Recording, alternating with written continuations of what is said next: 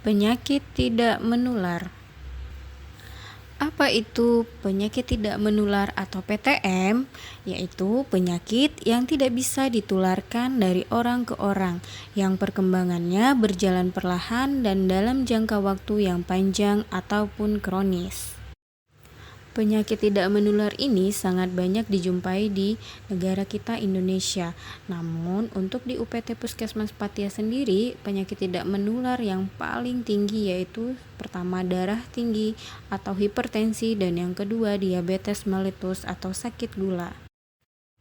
Ayo lakukan pemeriksaan deteksi dini faktor risiko penyakit tidak menular secara berkala, yaitu dengan cara mengukur tekanan darah, mengukur gula darah sewaktu, dan mengukur indeks massa tubuh atau lingkar perut Anda. Tahukah Anda bahwa asupan gula, garam, dan lemak berlebihan dapat menjadi faktor risiko penyakit tidak menular?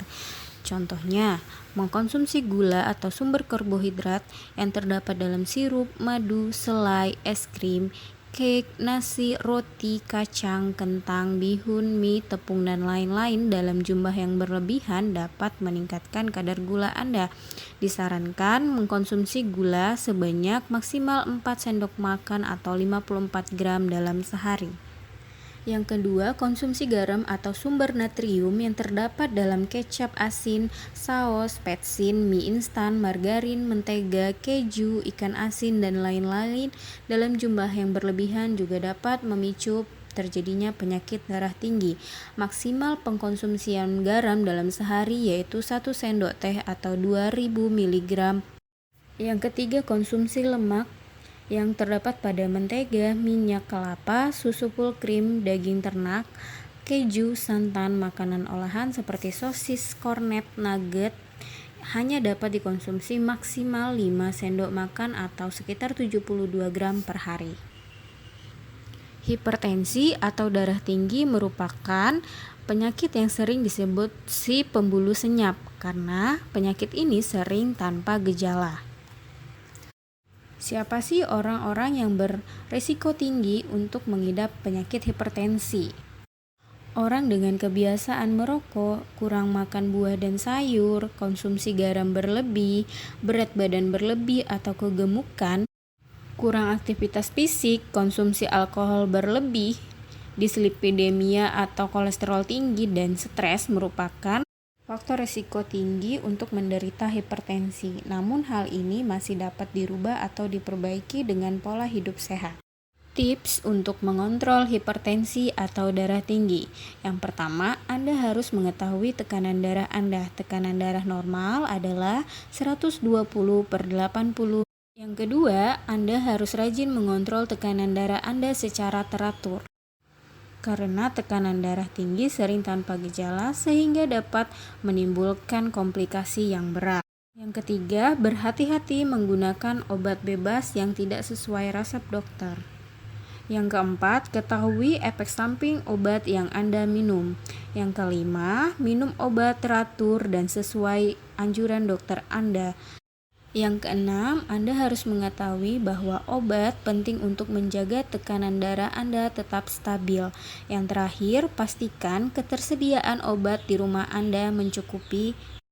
Tahukah Anda, komplikasi karena penyakit hipertensi yang tidak terkontrol dapat berakibat penyakit seperti gagal jantung, gangguan serebral atau otak, stroke, gagal ginjal, dan kerusakan retina mata. Diabetes atau sakit gula. Diabetes mellitus atau sakit gula adalah suatu penyakit atau gangguan metabolisme kronis yang ditandai dengan tingginya kadar gula darah.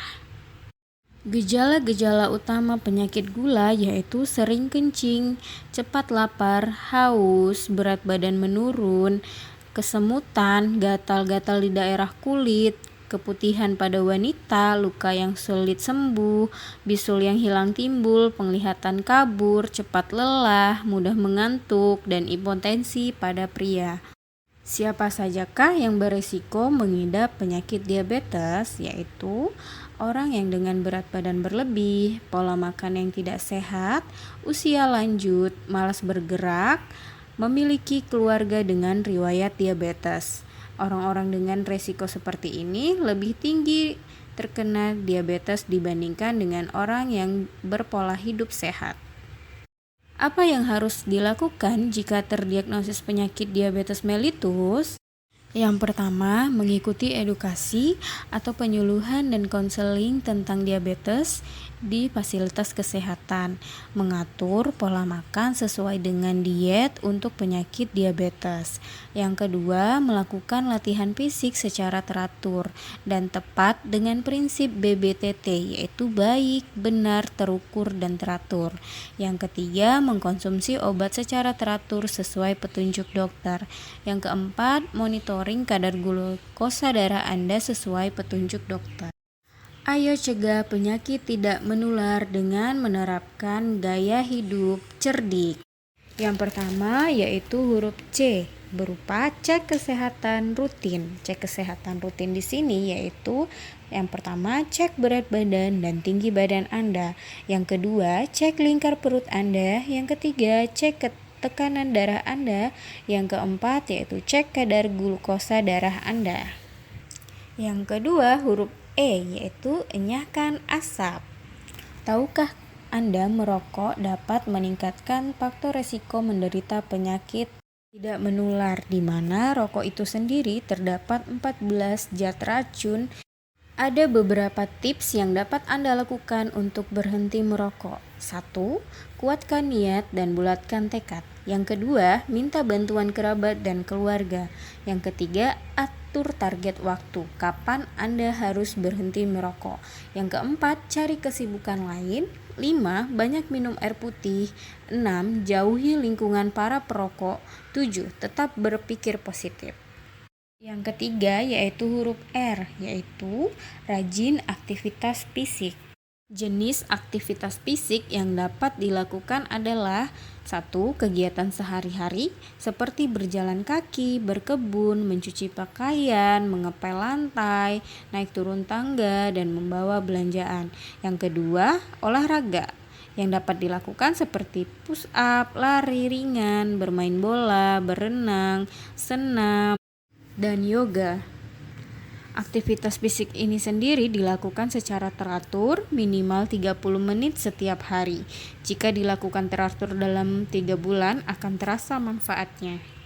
Manfaat-manfaat yang akan dirasakan yaitu 1. Terhindar dari penyakit tidak menular seperti penyakit jantung, stroke, osteoporosis, kanker, diabetes, darah tinggi, dan lain-lain.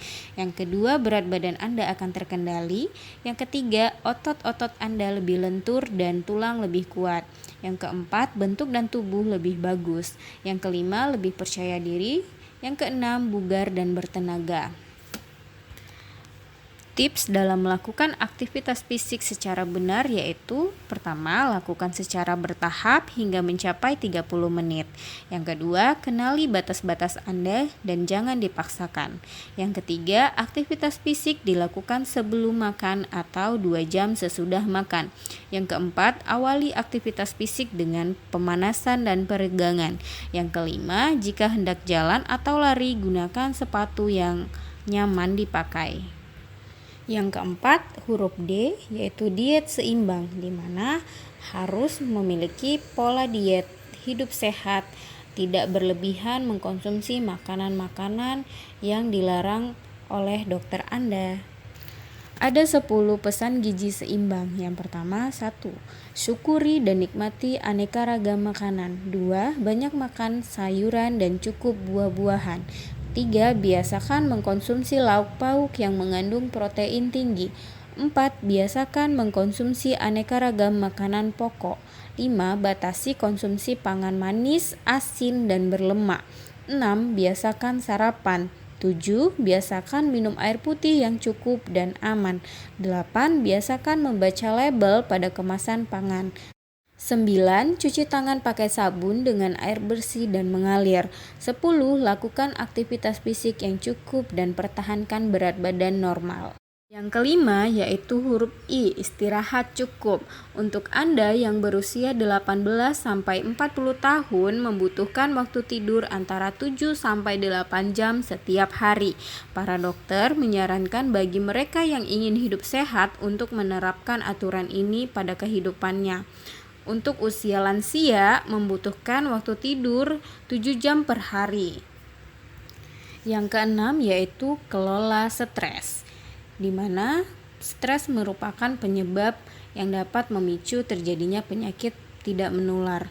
Gejala-gejala stres itu sendiri yaitu gelisah, muka pucat, berdebar-debar, kurang nafsu makan atau malah makan berlebih, sulit tidur dan tidur tidak nyenyak, mudah tersinggung, sulit konsentrasi, dan keluhan seperti sakit kepala, sakit perut, dan sakit maag.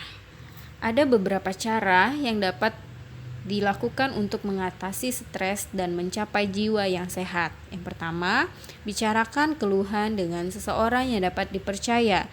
Yang kedua, melakukan kegiatan yang sesuai dengan minat dan kemampuan. Yang ketiga, jagalah kesehatan dengan olahraga atau aktivitas fisik secara teratur, tidur cukup, makan bergizi seimbang, serta terapkan perilaku hidup bersih dan sehat. Yang keempat, kembangkan hobi yang bermanfaat. Yang kelima, meningkatkan ibadah dan mendekatkan diri kepada Tuhan Yang Maha Esa. Yang keenam, berpikir positif. Yang ketujuh, tenangkan pikiran dengan relaksasi.